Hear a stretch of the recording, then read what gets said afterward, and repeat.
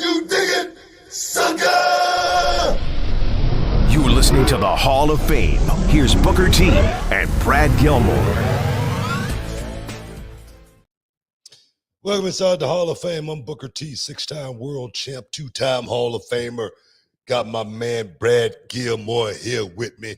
And, we're getting ready to do this thing, man. One more time, like we always do, bringing it to you from ESPN 97.5, 92.5. And guys, I've been on a whirlwind too. I've been out there running around. I've been working. And that's what it's all about. That's what men do. We work. And we take care of the fam, man. But other than that, man, I'm feeling good. Brad, how you doing, man? How you doing? It's been a minute.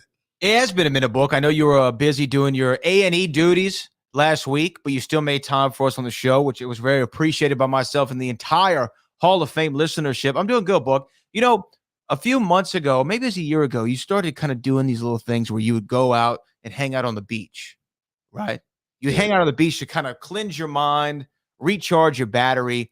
And as somebody who's lived close to Galveston Bay for the entirety of his life, I never appreciated Galveston as much as I should have. I went out there this weekend, got one of those little Airbnb beach houses, stayed right on the water. Yeah. It was such a nice, I just sat there on that deck for hours. It didn't do anything but look at the water. You know what I mean? And feel that wind. And it was such a great recharge. It's really well needed. It's nice to have that so close.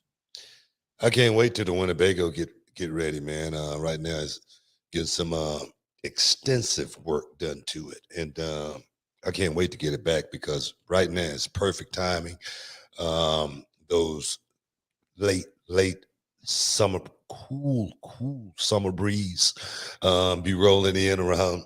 They don't be rolling in about 2:00 in the morning in Texas anyway. But coming off the ocean, it definitely feels good, man. I cannot wait to get the Winnebago back so I can do a little recharging myself.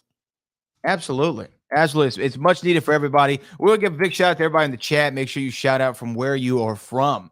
All around the world, people listen to this show. And you know what else, Booker? All around the world, people subscribe to the Reality of Wrestling YouTube channel because over the weekend, while I was recharging, while you were recharging, we got another milestone. Yes, we passed 600,000 subscribers on the Reality Wrestling YouTube channel, making us the preeminent independent wrestling promotion in the entire planet, which we thank all of you for.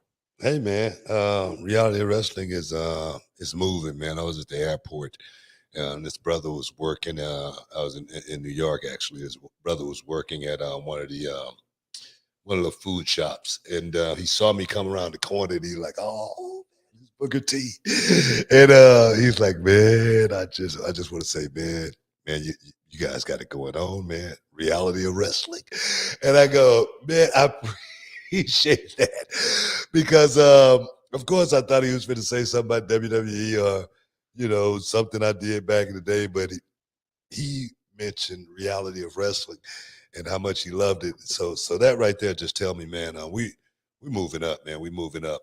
I got a chance to do some stuff with PCW last week out there in Los Angeles. So we're looking forward to actually doing a collaboration with those guys, taking Reality of Wrestling back on the road, doing some cross promotion stuff. So Reality of Wrestling, man, is growing. And I just want to thank my crew.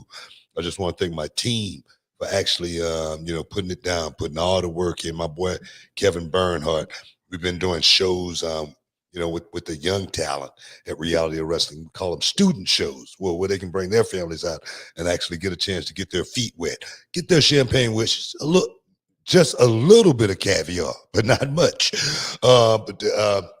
Just to show exactly where they are. But it's such an awesome thing seeing more Reality of Wrestling.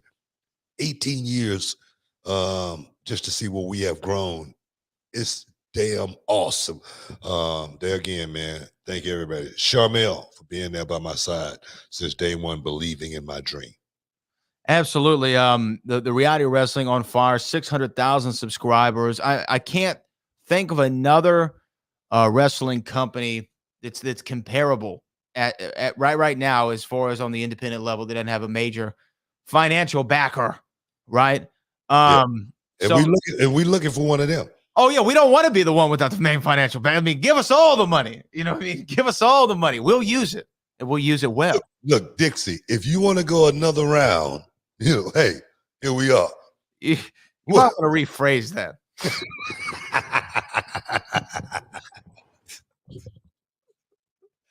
You know what I mean, man. I'm just saying, like, it didn't come out the way that you intended it. You know what I mean? Sound like Chris Brown. Oh, yeah, exactly. Hey, no, you know what I mean. You want to take another shot at sponsoring a wrestling company. There we go. He cleaned it up. Would be perhaps a good fit. He cleaned it up. Yeah, hey, look, for 600,000 subscribers, we want to do something special for everybody watching the Hall of Fame right now. Yeah, you really stepped in it for a second, Book. Everybody watching the Hall of Fame right now, we want to give out six autographed copies of the two-time Hall of Famers autobiography. We're going to pick them at random throughout the show. So, Book, what I think, because what people don't realize is you watch the chat too, right? You watch the chat, and we want to extend this luxury, unfortunately, only to our U.S.-based listeners. We'll have something special for the international listeners at the next milestone, of course. But Booker watches the chat. So, Book, just randomly throughout the show, I think you just say a name that you see in the chat. We give that person a book. How's that sound? You got it, man. Well, actually, we got one already, and the name is not even up. But Cali Toenail definitely gets an honorary book without even having to throw anything up there, man. That's just on GP. But I'll even do it better. How about the first 6 super chatters? What do we think of that? First 6 super chatters, and that one, like Brad said, my autobiography, Booker T from Prison to Promise. Guys, talking to you about my life story as far as the man before, the guy that you have come to know so well. Let's just put it that way. You get a chance to see all the coming up of Booker T from a raw perspective. And that's why I wrote that book, just so somebody out there that perhaps may be walking in the same shoes that I walked through once upon a time, they can see light at the end of the tunnel, man, because I know, for me, it's something I think about all the time. It's not something that I, don't, take. It's not something I take for granted, making it through that journey, going through that and seeing that. But to let others know that you cannot give up on yourself in this life. And it's easy to give up on yourself.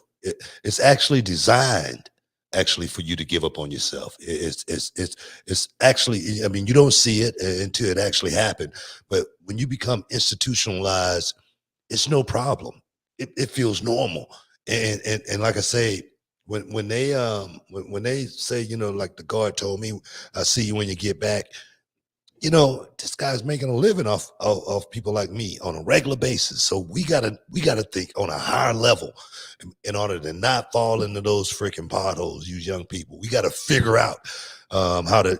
We see young black men get pulled over all the time, and stuff happens, and whatnot, and people always talk about that situation, but we never really talk about how we not put ourselves in those situations. That's what we got to think about sometimes, first and foremost. Bradley, I see we got a boatload of super chats, man. Let's get those books out, man. All right, we'll get those books out again. We appreciate everybody. We might have to have another run of this later in the week because it's just so overwhelming already. Some of the love that we've been getting. Let's just go over the first one that we have here. This is from P Serious. This might take us into the break. We might have to do it on the other side, but P Serious says, "Who was the worst tag team that you faced in WCW?" Public Enemy.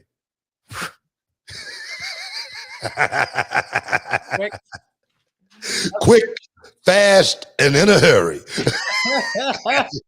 Have to think about that one too long. Why the Public Enemy? Johnny Grunge and Rocco Rock. Yeah. Rocco Rock was 45 years old when he came into WCW. You guys didn't know that. Rocco was an old guy, and he passed away not too long after that of a heart attack. Right. God bless his soul. And Johnny Grunge, I remember Johnny Grunge, we was out at a club one night, and Johnny Grunge was trying to pick up a chick, and he goes, "Yeah, I'm Johnny Grunge. from Public Enemy. Stick around. You're in the Hall of Fame. We'll be back in a minute. Oh, wait a minute.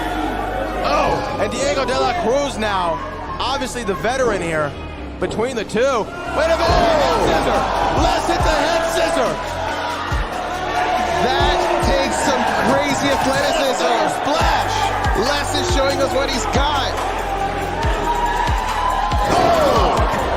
Oh my gosh, cover 1, 2, and oh man. Aiden Cristiano Vera, now it's Bedlam. It's Bedlam. It's a brawl. It's a brawl here at the Summer of Champions.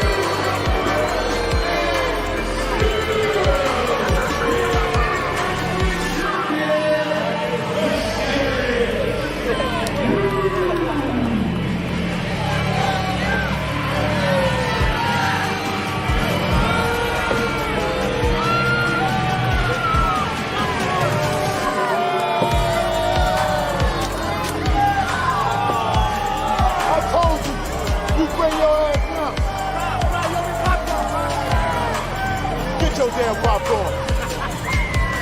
Go keto.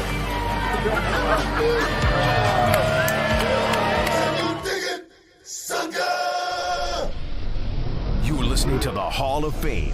Here's Booker T and Brad Gilmore. Welcome back inside the Hall of Fame, y'all. We just talking a little sports and entertainment. We got so much on the list, man. But first, I want to get started with showing out a little love, for my girl AQA, Angela. Definitely one of my pride and joys. Got a shot in WWE that didn't work out. Got a shot in AEW. She seemed to now say she's going to be stepping away from pro wrestling for a minute to work on, herself. And I get that. One thing I want to say about, like some of my stars, like AQA, like Kylie Ray. When you get into this business, like really, really young, just like Roxy is right now, I was like so worried about Roxy getting into this industry at 20 years old, just because I know how much of a whirlwind it really, really is, and how much that whirlwind can take you by storm. I'm serious. I was, you get in the book. I had been through all that. By the time I got to WCW, I was a grown ass man that was ready to fight and rip somebody to shreds, and get fired at the same time. When I got into it, I wasn't, young and impressionable or anything like that. And when you get into it, it can be something totally the opposite of what you thought it was. You see, the stuff Ember Moon had to go through. So I say that, getting to my point, meaning, when you're young and getting in this business, man, it could be a whole lot to handle, more so than anything. So I can understand AQA stepping back and say, man, let me reanalyze this and let me refocus, and more than anything, try to figure this thing out. I say that looking at a guy like a young Drew McIntyre having that same success at such a young age, and it was just overwhelming for him. And I've seen so many young guys come through this business. We heard the stories about Rene Dupree being a young kid on the roster. So understand, it's nothing more than, just being young and trying to figure this thing out. And hopefully that's what she'll do, and regroup and we'll see her back in the ring sometime. Yeah, I mean, obviously it's always bittersweet, right? When somebody who you've seen their entire career steps away. Always loved Angela. Her and I always had a great relationship at the Reality Wrestling, and I was so proud of her when she got to NXT. And so I remember seeing Shawn Michaels put a tweet out talking about how great AQA was, and then she gets released from there or whatever. It doesn't work out, goes to AEW. I was just still happy to see her get a shot. I haven't spoken to her yet, but again, it doesn't matter. I know people are out there watching like, man, how could you step away from something that like that's such a huge opportunity? WWE, AEW, living out your pro wrestling dream. But if you're not content with who you are, right, or how you feel, those jobs don't matter, right? Nothing else matters. At least it doesn't seem to matter in the moment. So she's doing the decision that she thinks is best for her. You know, I think that the only selfish side that I'll say is we don't get to see her compete in a ring. And I'll say from a fan's perspective and from a fan of her specifically, it sucks that I'm not going to get to see her in a ring anytime soon. But people step away, book, and then what do? They rekindle the flame like Jennifer Lopez and Ben Affleck. They take the 20-year hiatus and they got married over the weekend. The flame got stoked back up and they had to get back out there and try it one more again. And I'm hoping the same goes for AQA. Yeah. I didn't look at it that way, but yeah. yeah. But I don't know, man. It's just a business, man. It's just a business. But where do you want to start at, man? There's a lot going on out there right now. Kevin Nash, he made some comments. Big E got some Big E news over the weekend as well. Definitely I'm going to touch on that. But I don't know, man. What do you want to start? Let's just clear some of these super chats real quick before they build up on us too much. Brooklyn Bryan says Jade Cargill, 500 days undefeated streak. She's passed Bill Goldberg's I guess day record of being undefeated. What are your thoughts on Jade Cargill's undefeated streak? I think if you're going to build her, you got to build her right. I think that's the the right way to go with her. What do you do with someone like Jade Cargill? I mean, you can't put her out there and have her bumping around like, Wardlow was, last week. But she's definitely the market as far as the women's division there, and I don't think you should touch it anytime soon. I know you got women coming in right now. I know everybody's a lot of times itching for a title change and whatnot. I mean, but she's money, so I like it, just like I liked it when Goldberg streak was running, man. Nothing was hotter. Nothing was hotter than the Goldberg streak. I don't think they've put that kind of attention on Jade Cargill like they, put on Goldberg and his streak. Maybe it would have been even bigger, because, I didn't even know she was near actually breaking the record, but I knew about every one of Goldberg's matches, even though they, padded the record, you knew Goldberg was on the show every week and he was beating the hell out of somebody and hitting them with that damn spear and that jackhammer. And you was going to say, man, next week, let's get to next week. Yeah, I will say, I think when people talk about Goldberg's undefeated streak, they don't talk so much about the days that he was undefeated. They talk about the 173-0, right? That's what I remember, like the actual match count. Yeah. I don't know where Jade is. She's probably somewhere in the 30s right now. Yeah, right. Yeah. So we got a little bit of ways to go. In her defense, Goldberg did one week on Nitro. He was like 57-0. The next week, he was like 79-0. Yeah. Like I said, they padded the record. I get that.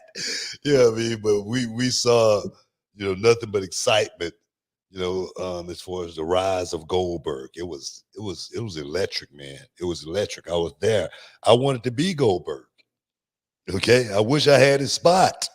I ain't lying. You know what I mean? I ain't gonna sit here in front or anything like that. That dude had the best freaking spot in the world at that point in time. And I was like, God dang it, man. I wish I, had a little piece of that action. But hey, man, he parlayed it. Still doing it.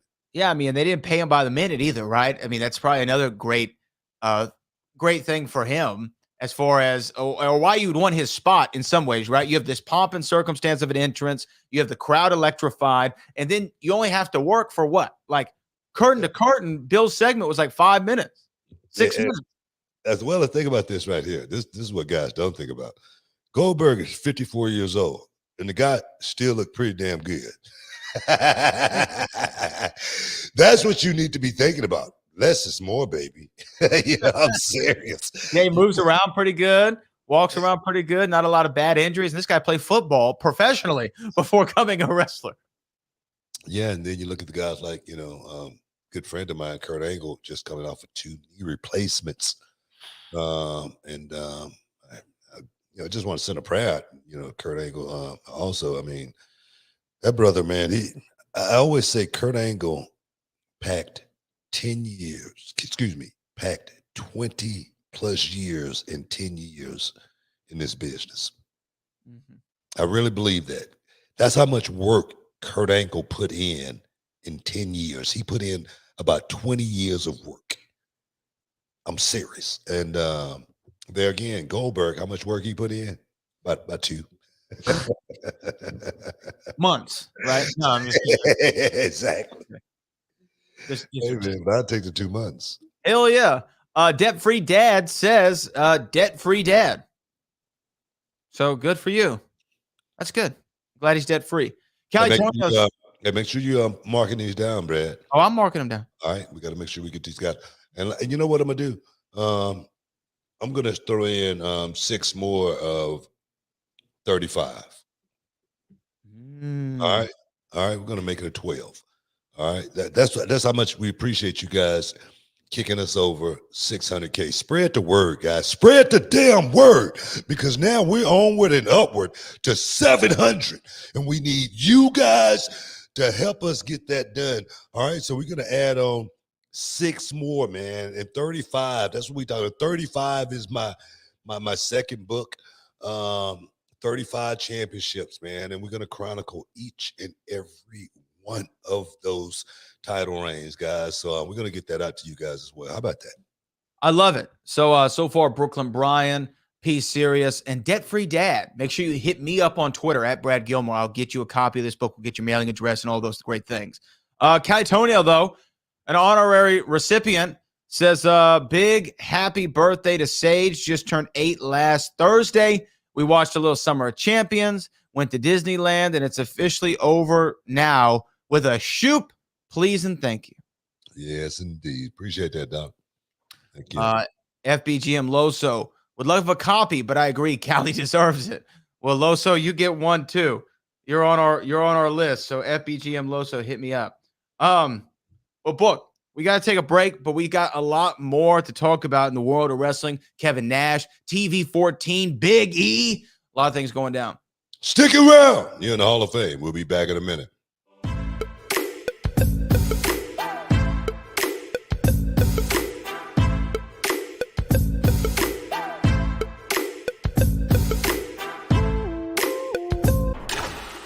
You're worth it.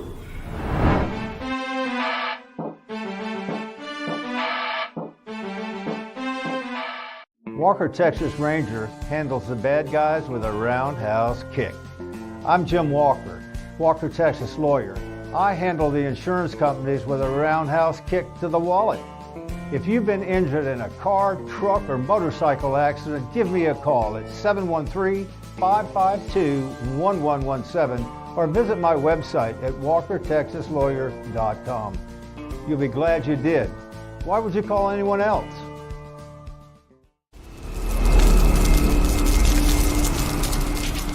Can you dig it, sucker? Welcome back inside the Hall of Fame, guys. We're just chopping it up.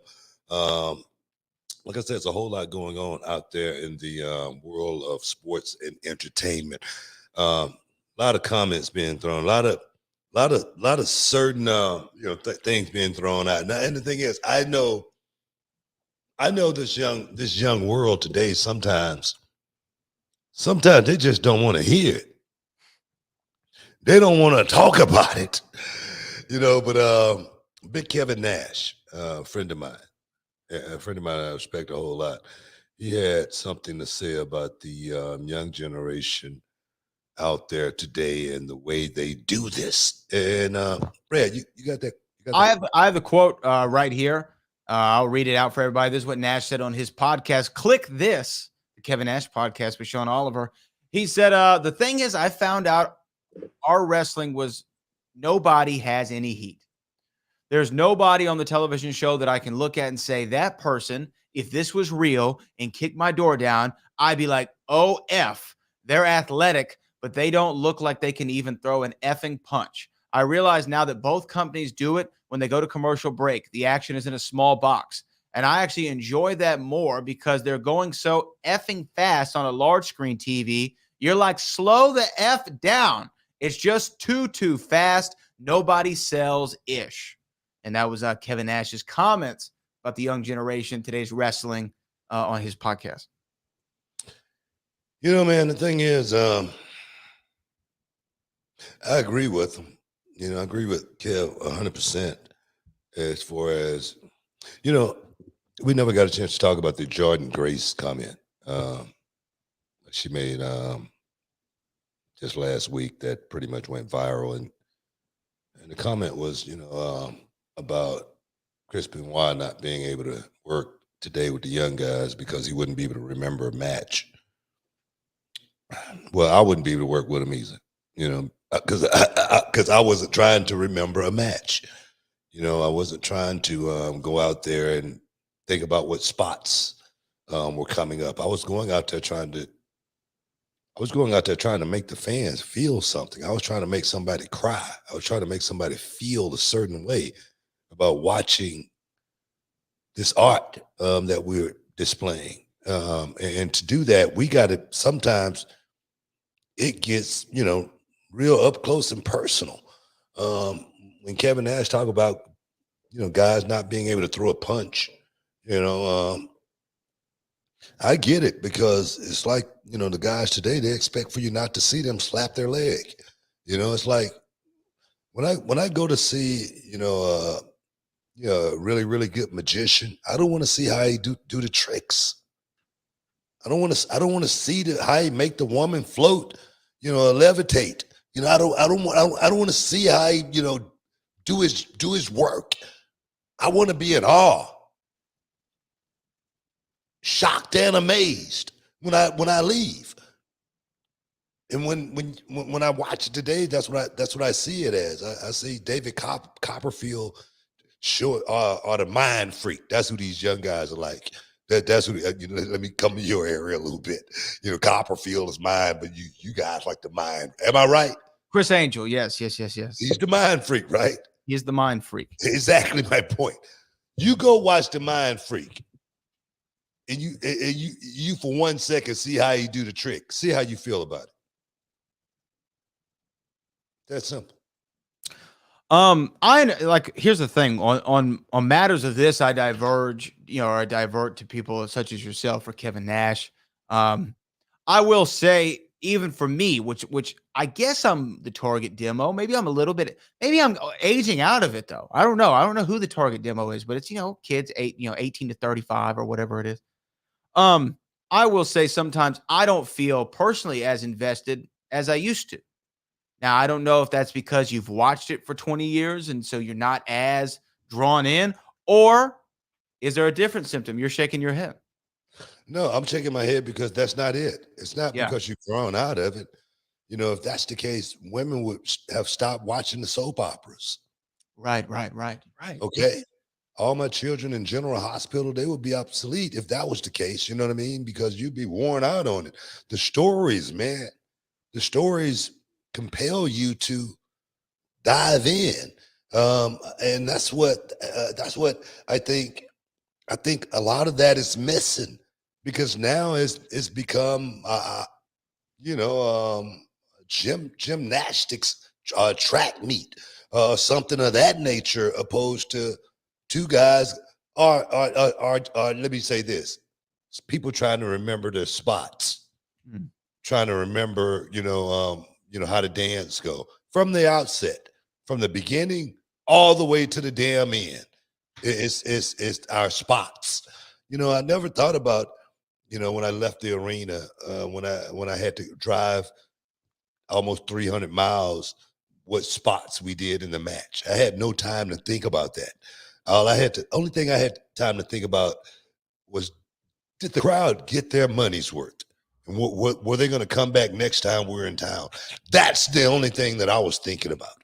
Okay, and when I hear people like Kevin Nash and a lot of my peers talk about it today, I understand 100%. And a lot of people may not get it, but our job was to go out there and make you believe that we were in a damn fight, not that like one of my students, one of my students that came to my fantasy camp said, well, wrestling is anything. And a girl's supposed to beat up a man's supposed to beat up a girl because it's wrestling. No, it's not. We're trying to, create drama. We're trying to give you guys the best from a Shakespearean perspective as we possibly can. And then more importantly, try to make it as, I go back to Mick Foley. Okay, let's just say Mick Foley for a second. Did Mick Foley make it real to you? Absolutely. I'm talking about, I'm not talking about let's forget about the Hell in a Cell match. You can throw it out. Throw that match out. Throw it out. Throw everything that he did in Japan, FMW. Throw all of that out. Did Mick Foley make you feel like something was going on out there? Absolutely. Damn right he did. Think Mick Foley was thinking about how many spots he had in his head? No way. So I'm thinking I take myself out of the equation here. I put someone like Mick Foley in one of your favorites, okay? Because I think that's what the business was then and still is today. Mick Foley blames himself a little bit for bringing this style of wrestling to the forefront, as well as he might be a little bit responsible. Yeah, sure. You know what I mean? He may have some responsibility to bear as far as that go. But when Mick Foley did it, he was the only one doing it. He was the only one going out there being that overly extreme guy. But there again, most of it was real because it was real. I can't argue with that. It was funny when I was reading Kevin Nash's comments and as you were talking about them, I was just thinking about some of the guys. And even though Mick Foley's name popped in my head before you even said it, because I said, well, Mick Foley, if I were watching television and I did not see an interview of his, I didn't read a book of his, I just watched the show. If I would have seen Mankind out at the airport or something, and I was with my parents, I probably would have hid behind them. You know what I'm saying? Like, he made it seem like he was this real scary dude. And very few people have that anymore. I think a guy like a Brock Lesnar is probably an example of somebody still who makes you feel that way. There are a couple guys who might still make you feel that way, and girls. But for the large part, yeah, I wouldn't have that same feeling like I did with a Mick Foley or an Undertaker or a Kane or even a Billy Gunn, right? Like, there are certain guys you'd be a little afraid of if you crossed them in the wrong place. And I think that's kind of what Kevin Nash is saying, that legitimacy, that legitimate fear. Now, can a lot of guys go out there and wrestle with the best of them? Meaning, like, move for move, flip for flip. I don't want to say that disparagingly. I'm not. I'm saying, are they athletic? Or are the guys today maybe more athletic? Oh, yeah. In your generation? They definitely are. 20 times, right? Most definitely. I would agree with that. That's ridiculous. Now, has the business changed? Yes. But still, at its roots, you want to see two people engaging in simulated combat, but you want them to be so good at it that you stop and say, wait a minute, was that real? Right? What happened there? Mick Foley, I think, or Ric Flair, maybe, it was one of them, said something about taking a backdrop, how they never wanted to take it flat. They always wanted to take it a different way, on their side or on this way, on that way. Because if the bump isn't perfect, right, people would say, ooh, that hurt. Yeah. Yeah, wrestling's different now, man. I was just watching on YouTube today where a guy tightrope the wall, the ropes, jumped off the guy on the ground, Hurricanrana, gave the guy the flip, and you see guys do this, and what I be looking at more than anything when I look at those kind of stunts being pulled off, and I want these young guys out there to think about this too. Is look at the guy that's taking it. Look at the guy that's giving it. Look at the guy that's taking it, and look how stupid he looks. No, because he's got to get in position for it. He's got to set himself up for it, and he's got to look so dumb finding himself to that position. It's not even funny, and that's what irks the crap out of me when I watch it. And when I watched that thing happen today, I was like, wow. So yeah, I get everything that Kevin Nash is saying. I hope these young guys, come to my wrestling school if they want to learn this thing right. Come to 10,000 Emmett Flowery Expressway. Come to Reality of Wrestling, because I'm gonna tell you if it's right or wrong. I'm gonna tell you if you're on the right track or not. I'm gonna tell you if you need to keep that indie crap out of the gym. Yeah, I'm gonna tell you. So come to the gym if you want to learn how to do this thing right. I know we gotta take a break, but one thing I want to talk about also is Ric Flair's final match coming up at the end of the month. Got a little maybe a little setback. Stick around, guys. You're in the Hall of Fame. We'll be back in a minute. What's going on? It's WWE superstar Apollo Crews here. I just want to talk for a minute about what the Indies meant to me. Traveled up and down the road for a long time, and they meant so much to me. It was a huge part of getting me to where I am today, and that is a part of the WWE. I actually did some work with Booker in Houston, drove from Atlanta. Those drives, I feel like those drives that we take, 14-hour drives, those type of things develop some kind of character in you that you can't find anywhere else. The Indies mean a lot to me. Got to travel to Japan, Europe, UK, toured all over, and for me, it was just a huge part of helping me become the superstar that I am today. So I'm very grateful that I got to experience the Indies, and that's it for me. What's up? This Booker T, two-time Hall of Famer. I know you're checking out the shine, checking out the gloss. I want to thank you guys for checking out Row on YouTube. Hey, don't forget to click and subscribe to check out all the latest content right here each and every week. Now, can you dig that, sucker? Can you dig it, sucker? You're listening to the Hall of Fame. Here's Booker T and Brad Gilmore. Welcome inside the Hall of Fame. I'm Booker T, six-time world champ, two-time Hall of Famer. Got my man Brad Gilmore here with me, as always, coming to you from ESPN 97.5, 92.5. As always, guys, talking everything sports and entertainment. UFC, Yair Rodriguez had a big fight this weekend with that boy. Ortega, yeah, Brian Ortega, on ABC. Did you check that fight out, man? I didn't. I was unplugged this weekend. I was totally unplugged as well, and I was up at 2:00 in the morning, and I just happened to see it. And Brian Ortega definitely is a guy that's had his ups and downs in the fight game.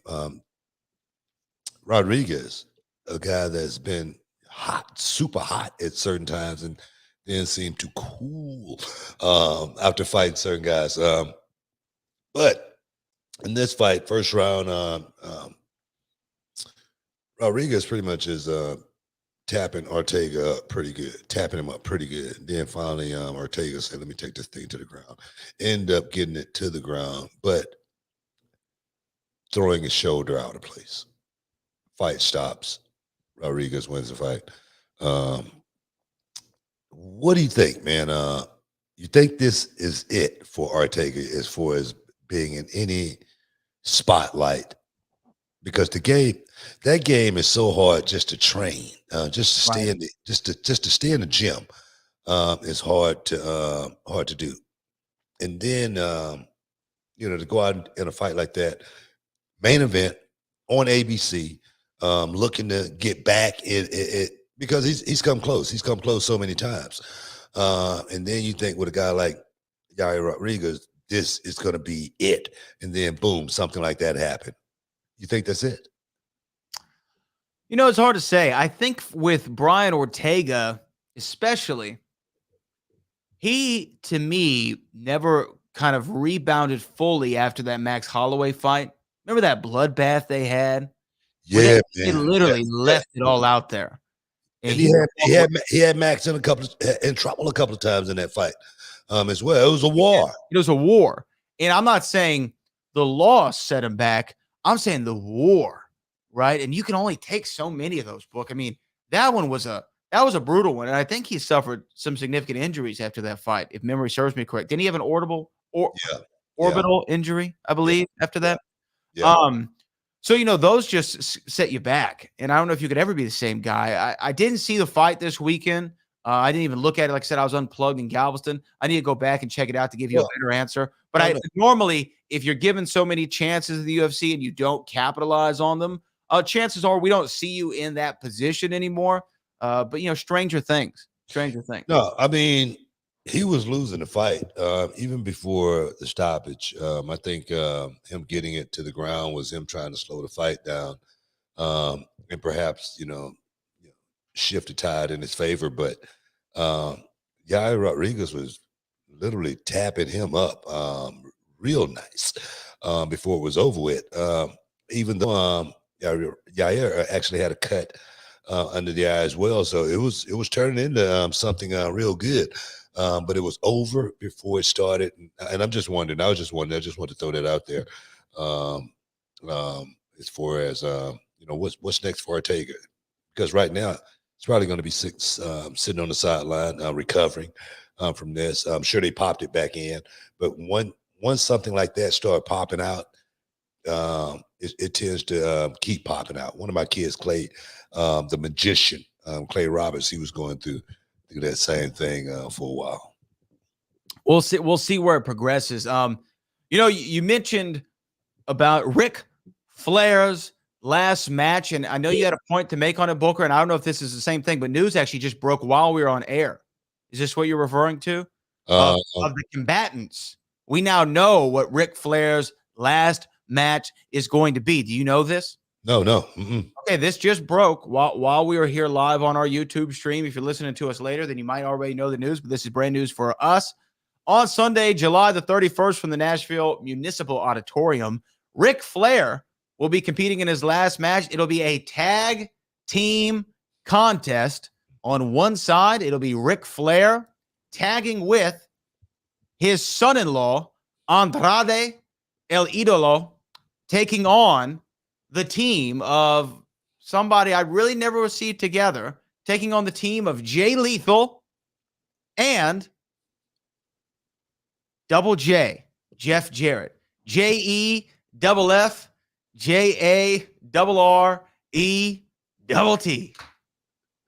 That is the Ric Flair's final contest. All right, that's it. I was referring to, I know Ric Flair, it was reported by Dave Meltzer that Ric Flair is dealing with a foot injury.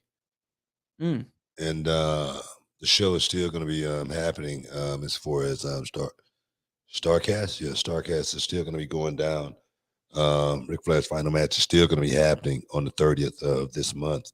But he is, and this is, like I say, it was reported by Dave Meltzer that he's dealing with some kind of a foot injury. And one thing I know, one thing about getting older, man, you could wake up one day and your foot just be hurt.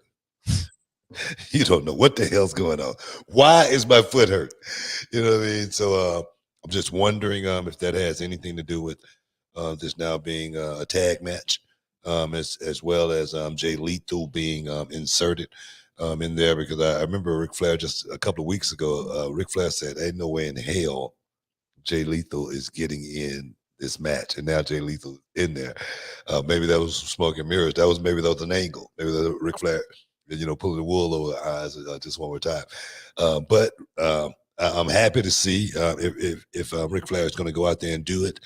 He's got a buffer, as well as having someone like Andrade in there to go out there and really put the work in and then tag, Rick in to, come in and do a thing, just one more time, ride Space Mountain. But it's gonna happen. It's gonna happen. Can't wait to see it. Yeah, and Scott Mamba asked, what are our thoughts about the last match that was just announced for Ric Flair? Those are our thoughts, Scott. We appreciate you for sending those in. Yeah, man. You know what? It was definitely not – I'm not underwhelmed by any stretch of the imagination. I think it didn't matter. No. But how do you really feel about this? Let's talk about this.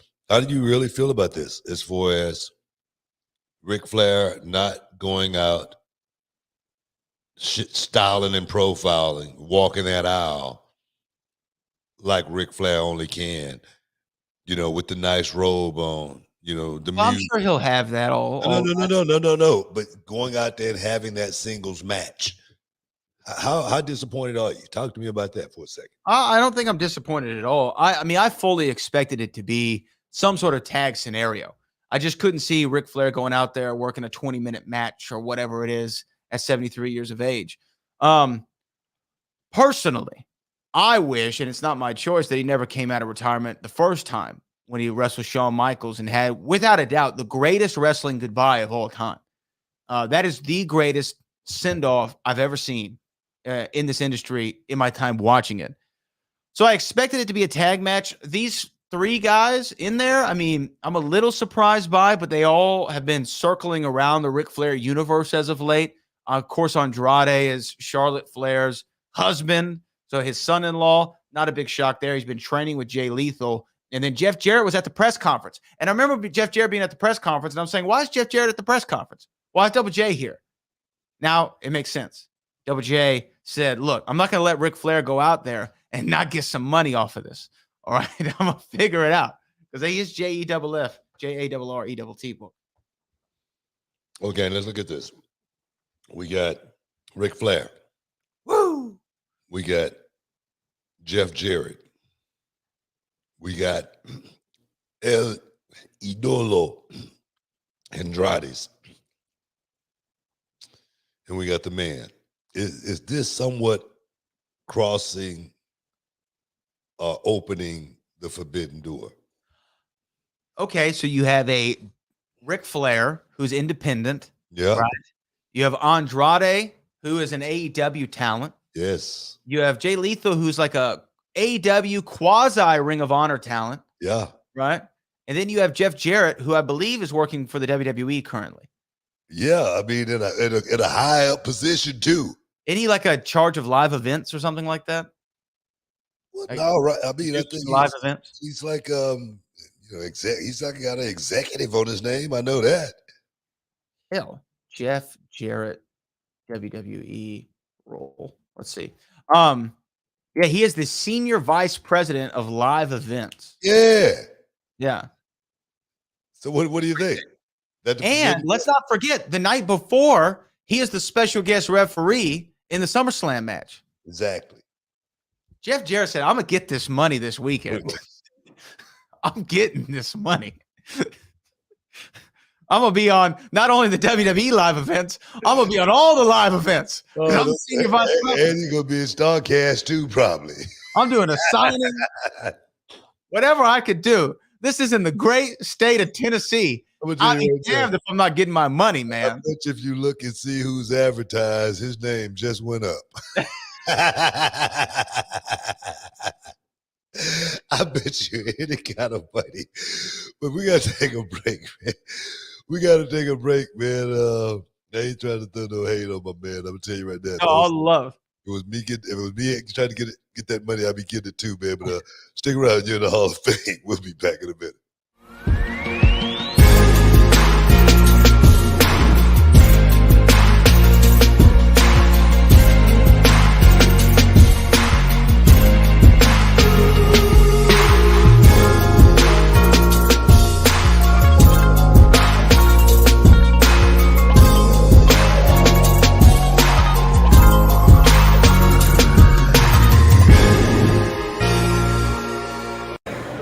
What the indie world meant to me. It was kind of like when you were an artist and you start, like for example a comedian, you start playing the small clubs. If you're a band, the same thing, you start playing the small clubs, you kind of learn your repertoire, you learn how different audiences react. There's like maybe more hostile environment, and it's way more personal because there's less people there.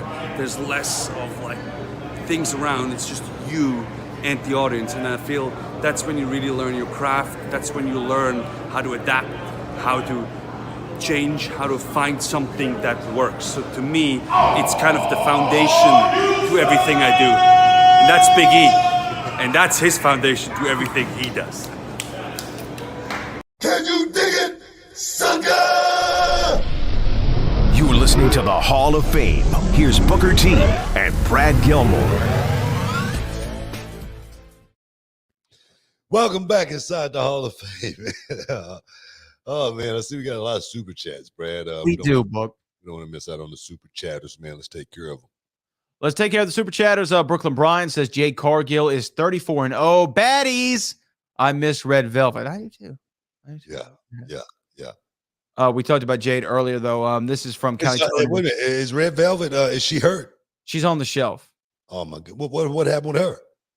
I'm not sure if they disclosed that. She was just at my wrestling school like 3 weeks ago. Yeah. She was up there at one of the shows we had. Yeah, I'm not sure what happened. I really don't know.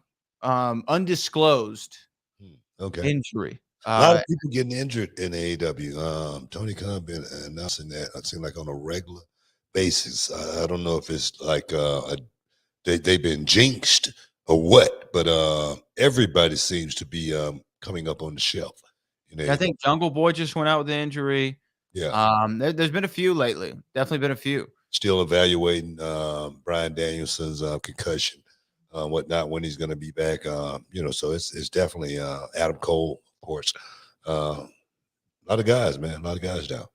A lot of guys. We have Kai Toenail asking, what does it mean when WWE says it's going back to TV-14? This was a report that came out from Andrew Zarian of the Mat Men podcast over the weekend or late last week.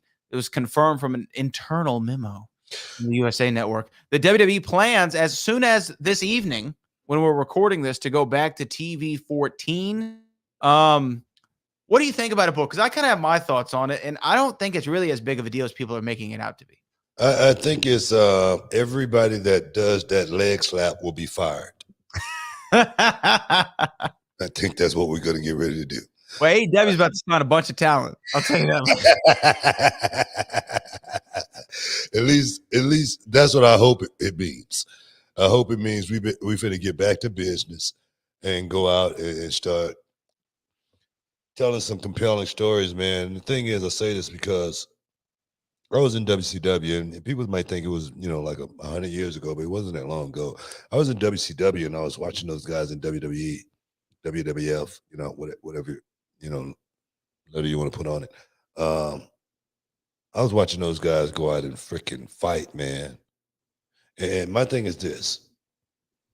When somebody think that they can get up off their sofa and whoop my ass, we got a problem. Okay, when somebody thinks they can get up on the sofa and I can do that. They're just playing. We got a problem. Okay, so I hope TV-14 means we finna go back to business. And guys that's gonna make that roster, guys that's gonna go out there and make me feel a certain way. I hope that's what it means. I think really all it means, and it'd be nice if you were right on that, but I think all that it means is we're gonna have a couple more flagrant and colorful words on television. And I think that's well, I'm gonna tell you right now, words ain't gonna mean nothing if it's not backed up with something else. I'm serious. Well, I agree, but you can talk all day long, but if they don't go out there and back it up, especially like just say, for instance, in a fight like these UFC fighters, when they go out there doing all that talking back and forth, if they don't go out there and back it up, none of that talk meant nothing. So I think, we can have a few more colorful words to be able to throw around, but I think that 14 need to add up to something bigger. That's just my opinion. I'm not in disagreement with you. I think people saw that and they're like, oh man, we're gonna go back to the Attitude Era. We're gonna have blood on the matches. We're gonna have bra and panty matches again. Like I'm not expecting to see any of that. I don't think it's gonna resemble the Attitude Era in the slightest. I don't think WWE is ever going to go back to having blood matches, nor do I think that they should. I personally have fallen out of favor with seeing too much blood on the show. When you turn on AEW, And I'm not trying to hate on them, but you turn on AEW and every third match has blood in it. It takes away kind of the appeal for me personally. But I just think it's going to be some more colorful language. Maybe there's some more, promiscuity as far as maybe some angles. Because you remember like a year ago, they started doing like some more stuff, or maybe it was 2 years ago, like Mandy Rose is trying to get at Jey Uso, and Naomi was running up in the hotel rooms and doing stuff like that. Do you remember all that? Like, I think that's maybe what. You look here. I mean, whatever they do, I just hope it's something that's going to put more eyeballs on the show. As far as being the Attitude Era, those days are gone. Forget about it. Forget about the Attitude Era. All right. Forget about going back and recreating Bret Hart and Shawn Michaels, the Screwjob. Forget about that. Forget about Mick Foley jumping off something. All right. Forget all. We got Sting for that now. Exactly. You know what I mean? So when people talk about, is it going to be like the Attitude Era again? Hell no. Nothing's going to be like that ever again. This business, I don't think it's going to see another wave like that ever again. But can we get something out of it that we can cherish and look back on, for many, many years and say, man, it was hot, man. We had a hell of a time, man. You remember? That's what I think this thing is all about. At the end of the day, man, do you remember when? Yeah, man, I remember, man. Yeah, we had a great time, didn't we? Yeah, so if we can get to that, I'm all in.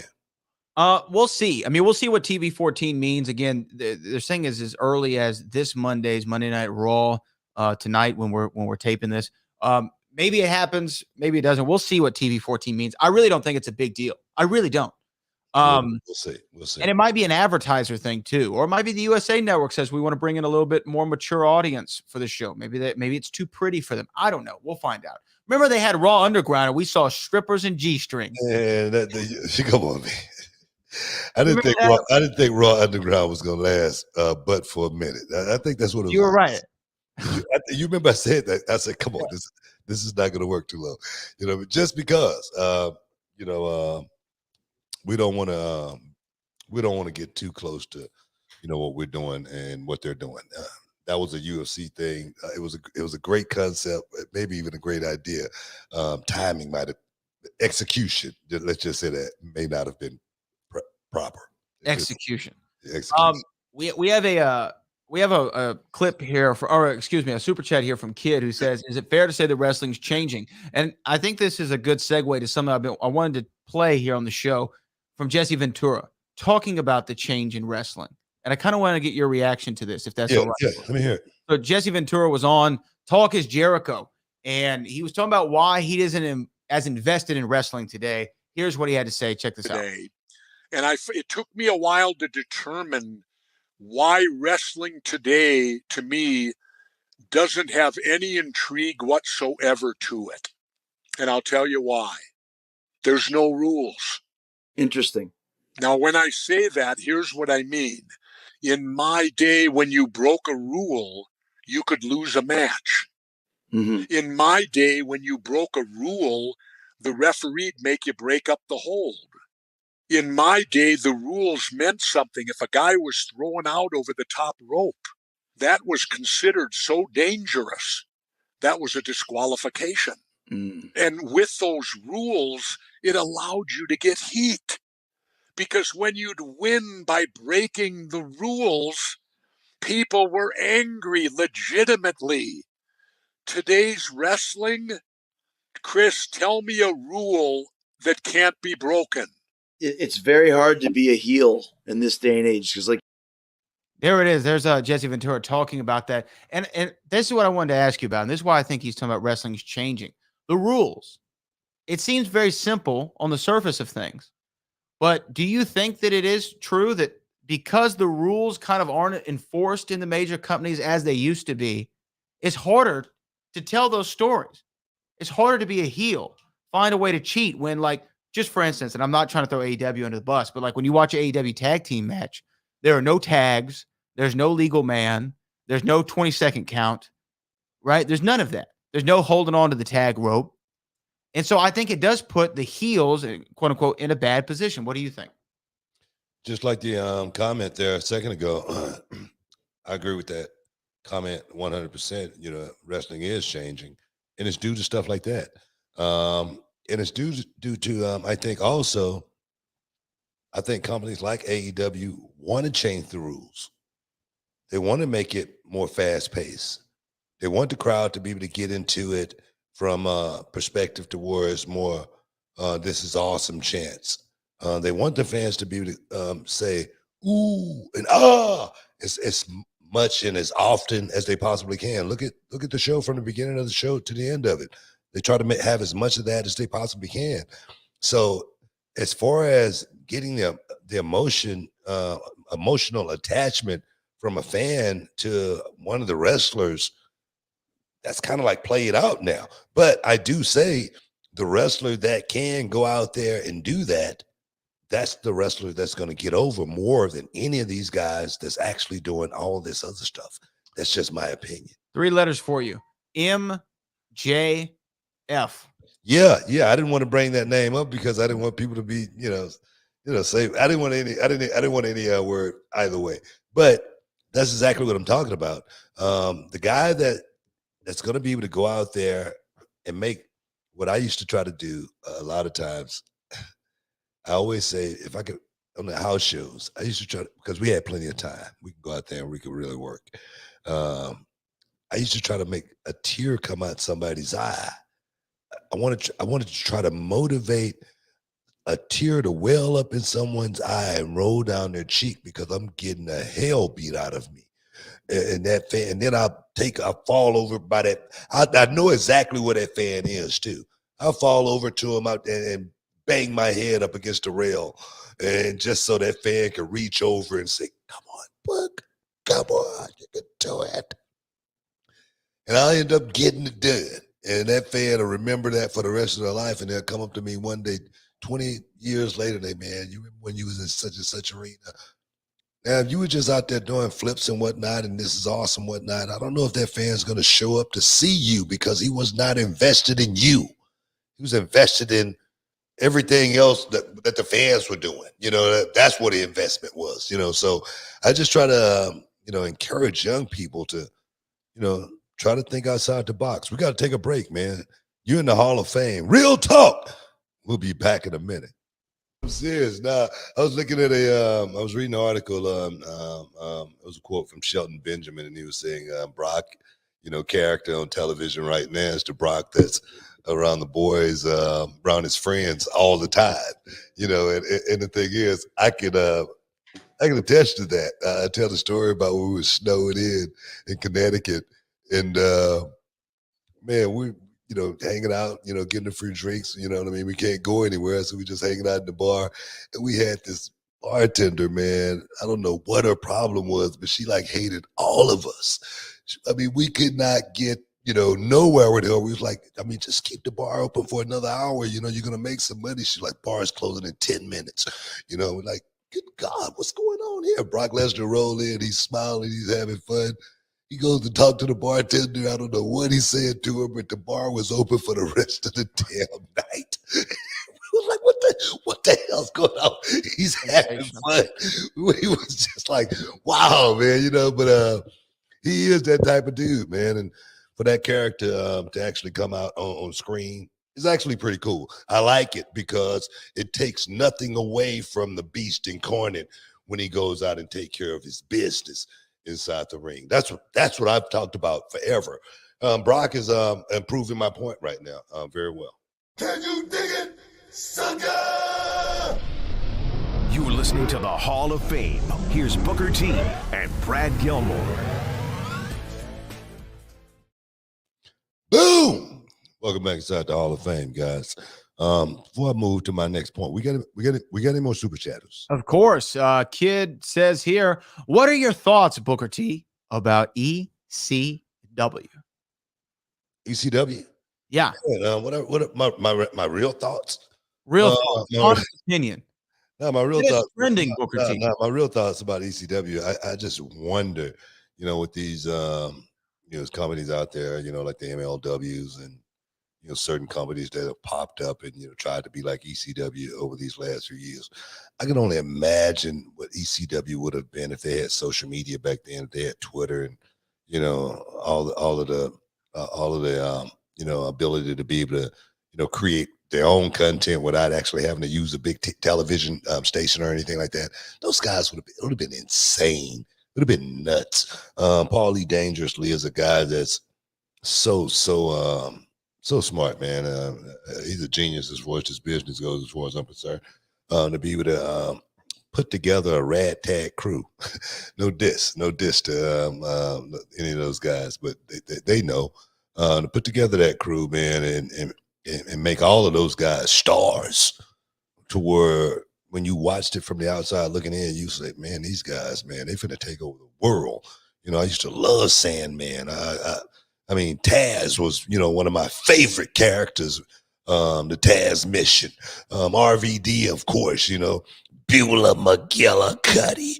Man, I mean, come on, I wanna laugh. Man, I'm telling you, man, I used to have so much fun watching Joey Styles. Oh my God, man, that was some of the best stuff I ever seen, man. And I just wish it could have got bigger, man. But it was doomed. It was doomed from the beginning. As far as guys being able to go out there and work that style, I can only imagine what the liability would be, with that company today as well. So it was good while it lasted. I think if ECW had social media and the fight TVs and YouTube and all this stuff, they'd still be in business. Oh, I feel that way too. Well, No like doubt. I said, No doubt. perhaps. But like I said, the sure. liability in the behind the scenes, I don't know. I think I think it would have burnt out. That might be a question mark, but The candle would have been burnt at both ends, and it would have imploded before too long. That's just my personal opinion, because I knew a lot of those guys. And Balls Mahoney, God bless his soul, God rest him, you know what I mean, and take care of him, because that dude, I remember in TNA, they brought Balls Mahoney and some of the ECW guys in to do a shot, right? And it caused for Balls Mahoney to get juice in the match, okay? And I'm sitting there watching the monitor, and Balls Mahoney is standing beside me. And Balls Mahoney decides to get juice before the match even starts, standing next to me, right? So he's standing there and he's bleeding like a pig. He's sitting there just cutting himself up, right? And he looks at me and he goes, "Hey, Book, how did that look?" I'm like, "It looks good." And this is before the match even starts. So I know ECW would not have lasted if they would have had a few more Balls Mahoney's on that roster. God bless him. You know what I mean? God bless him. God bless Balls Mahoney. That's a Wow. We got another one here. This says JJ can wrestle an AEW guy, maybe Harlem Heat versus the FTR. I think you're just waiting on him, right, Book? You're just waiting on them to step up. Man, I'm not looking for no fight right now, man. I know a lot of people want to see Harlem Heat. Dream match. I know people want to see the dream match. Harlem Heat, Dax Harwood, Cash Wheeler, FTR. After last Saturday night, man, getting in the ring with 5-on-5, you guys been seeing the photos going around. And seeing the photos, Booker T look jacked. He looks real good. Body looks great. But I'm gonna tell you, man, my right knee was killing me. I was like, man, let me get some ice and some heat on it at the same time, and the stem.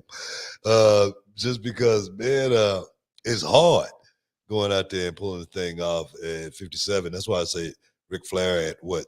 73. 73, going out there and he having a foot, problem. Man, you better look for tie up, wrist lock, and a front face bump. Let's go home. Oh man, 100%. So maybe a no to the dream match, but we'll see. Cali Tonio says they say one monkey don't stop no show. but it seems that way. Sasha Banks and Naomi seem to shut it down. Where's the women's tag team titles? Where's the tournament? Yeah, we haven't heard anything about the titles since they announced they've been stripped. We're going to have a tournament, but we haven't heard anything more than that.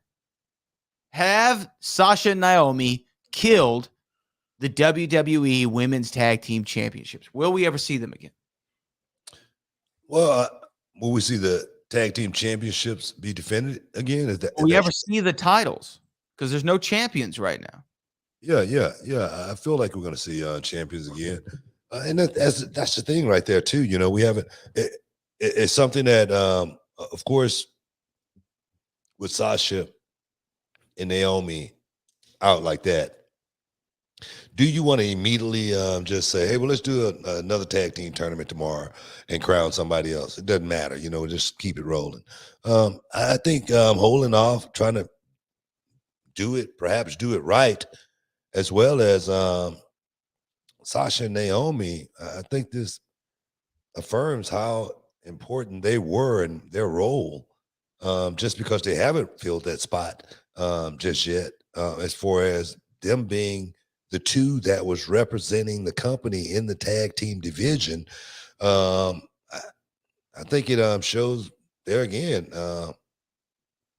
they were worthy of being champion. They were worthy of being and this is the way I always look at it.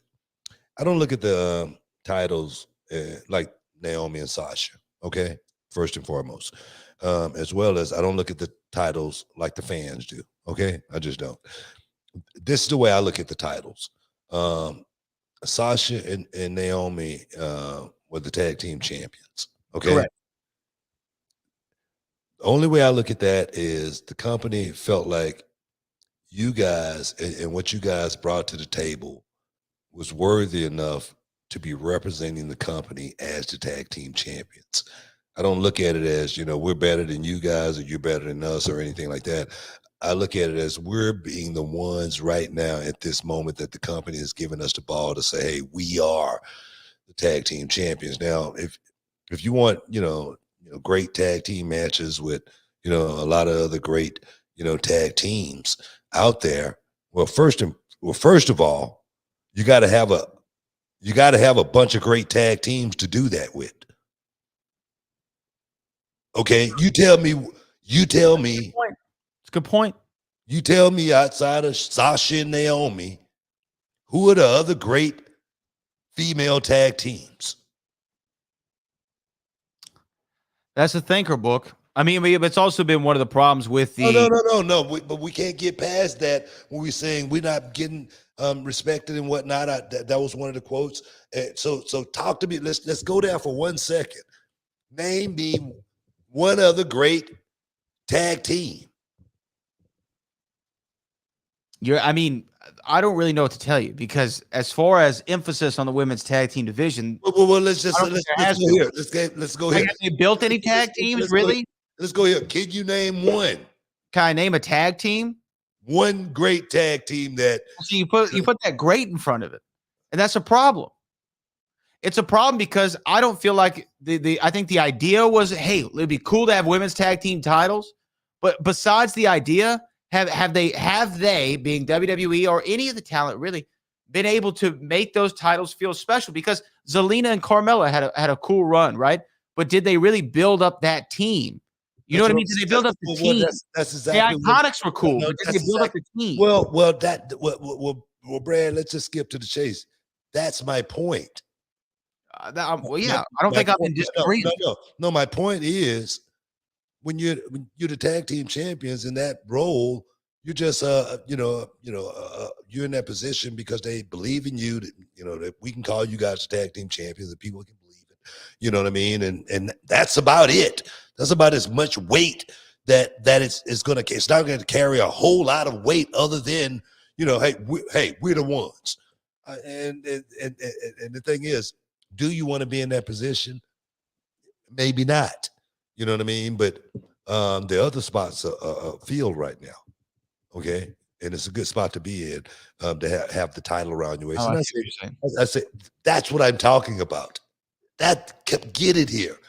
That's what I'm not I'm not talking about, and my thing is, it's a pretty damn good position. Just a former multiple-time tag team champion. Okay, I'm just saying, it carries a little bit more weight being champion than not. You may not be the women's champion right now, but you got some gold around your waist. It's that simple. Yeah, but I think to go back to what you're saying, gold around your waist is one thing, but the gold mattering is another thing, right? Well, like I say, it may not matter. None of the belts matter. No, that's not true.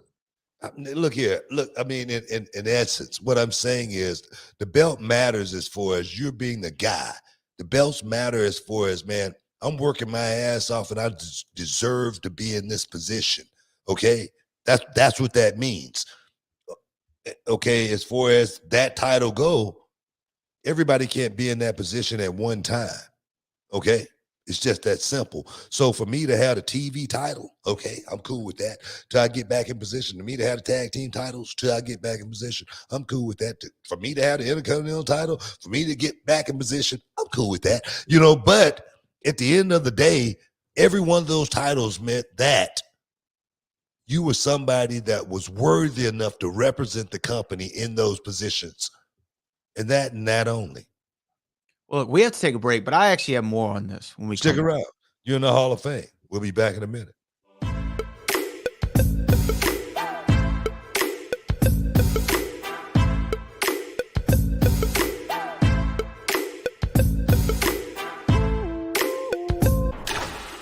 You worth it.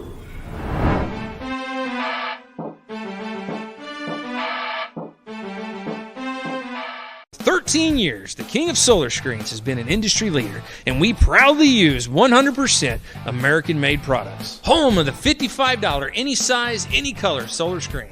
Well, what about arches? $55. What about circles? $55. What about rectangles? $55. Any size, any color, installed free. The King of Solar Screens, on time, every time. Now, can you dig that, sucker? Can you dig it, sucker? Yeah. Welcome back inside the Hall of Fame. Y'all, when you get your champagne wishes, caviar dreams, man. I was in Connecticut last week, and I went to that Capitol Grill, man. I got that Sicilian sea bass and that Is it Sicilian or Chilean? What, Sicilian to Chilean, whatever you want to call it. I just remember you and Corey Graves talking about the Chilean sea bass. I knew it was one of them, you know what I mean? And it had the nice burn tips on it. And that wedge salad I always get the wedge salad with 4 grilled shrimp to go on the side, just to give it the extra little bite that you need, as well as it had these thick pieces of bacon. I'm talking about thick pieces where, you can bite them and chew on them. That's how thick these pieces of bacon was, man. So, man, I cannot wait to get back to the Capitol. I'm going to tell you, man, good food, man, good food. Good food at the Capitol Grill. One more thing on this. Yeah, as well as we was in LA and stopped by Katana too. And Charmel, the popcorn shrimp, guys, the shrimp and the lobster. You cannot go wrong with the lobster. Yeah, just wanted to put that out there. Well, shout out to Katana, shout out to the Capitol Grill. Want to say, hopefully, and the chef hooked me up, bro. The chef hooked me up, and the manager there. You know what I mean? I just want to say, hey, I appreciate you guys taking care of the king. Look, next time I'm there, hopefully this free plug just got. We ain't taking you next time. Okay. I want to ask you one more thing about this tag team titles that we're talking about. We're talking about in the last segment. Sasha and Naomi step away as the tag team champions. Now the titles are in flux. And this is what I want to say, is kind of what Callie Tonio was saying, our super chatter, is they step away, okay, because they didn't feel like they were worthy, or they weren't being treated right. The titles didn't have the value, maybe, or the program didn't have the value. That's all well and good. I really don't care about that. Put that on the side dish right now. Put that on the back burner, if you will, okay? if somebody walk away as the champions, I say the same night we crown new tag team champions. We keep it moving. We cannot allow two stars, whether they walked away for righteous purposes or not, whether you agree with them walking out or not, we shouldn't allow talent walking out to hold up an entire division. This, to me, smells like what? Opportunity. Anytime that I've seen it at Reality of Wrestling, if somebody goes down with an injury, they can't make it to a show, whatever, they're not allowed around anymore for whatever reason, we make that an opportunity to elevate somebody else. Let's put somebody else in that position, and let's put the rocket on them for a little while. If they want to take a step off, that's what they can do. Let's focus on the talent we have, not the talent we don't. Don't you think that WWE shouldn't have just put these titles on ice? We should just look, same night. Y'all suspended. We're crowning new tag team champions tonight. Let's do it. Look, I don't disagree with that, man. I don't know what they behind the scenes working, is this going on with Sasha and Naomi. I don't know. I don't know. So it could be a little bit more business oriented than we know. Okay, so maybe that's it. But I agree with that. I agree with getting the tag team championships on somebody else ASAP. But there again, I wonder who is going to be someone that I'm just going to have to form. Again, it's not like I got. Like I said, there again, it's not like I got a bunch of tag teams running around that I could just say, hey, let's elevate you guys. Oh, hey, let's elevate you. It's not like that. So I understand where Callie's coming from, but there again, I don't know what's going on with Sasha and Naomi. We've heard nothing from them. I'm talking about radio silent since this thing happened. So we'll find out. We'll see. I don't know. I've heard a couple things. One, I heard Sasha Banks is getting 30 G's to show up for a signing somewhere. What was it? C2E2, I believe is what I read. So she's making some banks. It's Sasha Banks. But I see something here that I wait a minute. What did Naomi get 30 G's? I don't think Naomi's appearing at the same convention. She's not there. I don't believe so. Okay, I was just wondering. You sure? You sure she's not there? I'm pretty sure. They are tag team champions, partners, right? They walked out. They walked out together, right? They did. So it seemed like they would. So you think she should get the 30 too? Seemed like it. I'm just saying. Seemed like fair. Yeah. Brooklyn Bryan says this, and I know that people are probably going to take what I'm about to say out of context, but I actually disagree with him.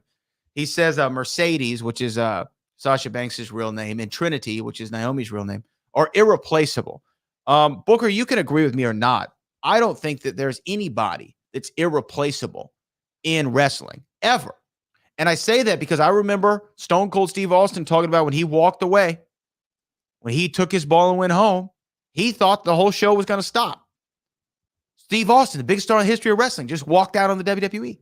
And he realized the show still went on that night and went on the next week and the next week after that. And he said in an interview, I realized I was just a cog in the machine. My wheel got rusty. My part got rusty. They took it out. They put a brand new one in. The machine kept rolling. I don't think there's anybody from Roman Reigns on down that's irreplaceable in wrestling. Will some affect business? Yes. With some people not being around anymore, hurt merchandise sales? Probably. Is there anybody that's irreplaceable? Absolutely not. Absolutely. Name me one person that's irreplaceable in the history of wrestling. There's not one. I think he might be, want to rephrase that a little bit different. Maybe you might be saying, man, it's never going to be another Sasha Banks. It's never going to be another Naomi. I can agree with that. Okay. But as far as irreplaceable, the show ain't going to stop because one person don't show up. It's going to be, I look at how Bianca Belair has excelled since this whole thing happened. Her stock has gone up like crazy. For Sasha not to be around, it was kind of like when Eddie and the Radicals left WCW. I was like, to hell with them. It's time for me to get a spot around here. I'm serious, man. You paid. I'm dead serious. When all those guys left, I was like, man, I'm in. I got a chip in the game now, man. I'm finna go on. I'm taking one of those spots. I'm gonna tell you that right now. And it was Eddie's. So no, I look at this like you say, an opportunity when something like this happens. Yeah, it's an opportunity. It's an opportunity for somebody in the locker room to say, man, there again, I ain't thinking about friendships. I ain't thinking about buddies. I ain't finna walk out with nobody on the roster. Okay, it's just that simple. Okay, it's about there again. Looking at this for me, like I've looked at it for 31 plus years. This is a job, man. This is a job, and that's it. I gotta figure out how to look at this more so from the well-being of how am I going to take care of my family at the end of the day. That's simple. That's simple. Because you just said it a second ago. Sasha, C2E2, 30 grand. And Naomi, she's not on that show. I don't believe so. Exactly my point. You better look out for yourself. Bottom line, right? I mean, do you think that's an issue in today's I'm not in the locker room. I've never been in I've been in a WWE locker room, but I've never been a part of a WWE locker room. Let me rephrase that. I don't want to lie on the camera here. But do you think that is an issue today where people are too friendly? They are too buddy to a certain extent, to a fault. Yeah, I think that's what a business is actually. Just like I say, when you see somebody, you say have a comment said about someone, and then you see not that person comment about it, but somebody else, in their same field comment about it, and those two people may be working against each other, next week on television. It's like, wait a minute, this is your money here, but they don't seem to care about that. They do care about being friends and being buddies. I look at the Undertaker, and I say I can only imagine, the Undertaker, and having to play that role, and for 20 plus years, and play it to the end. No social media, not letting people know, well, I'm really not the Undertaker, living it. And I just think that's what's missing today with these guys is really living, what this business is. Social media is definitely, made everybody connected to where they feel like they're friends, and then their followers, pump them up as well, so it's definitely, I think, a huge problem. And, you brought up MJF's name earlier, I can't think of anybody MJF, act like he's buddies with. It's all about him. Yeah. As well as, I look at guys like the Ultimate Warrior. The Ultimate Warrior wasn't the way he was, he wouldn't have, been that enigma that he became. I don't think the Warrior had a whole lot of friends, and, you could see that just on social media. It was about being the best, with Hunter, all of these guys. It was about being the best. Ric Flair, Hogan. It was about being the top freaking guy. It wasn't about having a whole lot myself. I can name my friends on two hands from this business, and most of them aren't wrestlers. Gonna be a camera guy, referee here, you know what I mean? It's gonna be that type of stuff. A couple of the wrestlers, but very few and far between that I had, good friends, seriously. And I know we got to get out of here, man. We got to get out. But I want to give Big E, man, some love. I was reading a story about Big E. He had an evaluation, and his neck is not healing properly. Is not getting there as fast as he desired to get there. He's going to be out for at least a year before they can even evaluate the timeline, before they can figure out when or if he's going to be getting back out there. So I just want to send some love to my boy Big E and say, bro, I'm praying for you to get back out there and steal my catchphrase. Can you dig it, sucker, and keep on making it work. I see we got to get out of here, Brad, but I saw a super chat just came up. You want to take it? No, we don't need that one. We We don't need it. All right. Well, we're gonna get up out of here, man. Hey, I want to thank all you guys for stepping inside the Hall of Fame, getting your piece of the action. Champagne wishes, caviar dreams. We'll be back in a couple of days, same place, same time. Bradley, as always, man, appreciate you, and all of you guys, much love. But right now, peace. We out.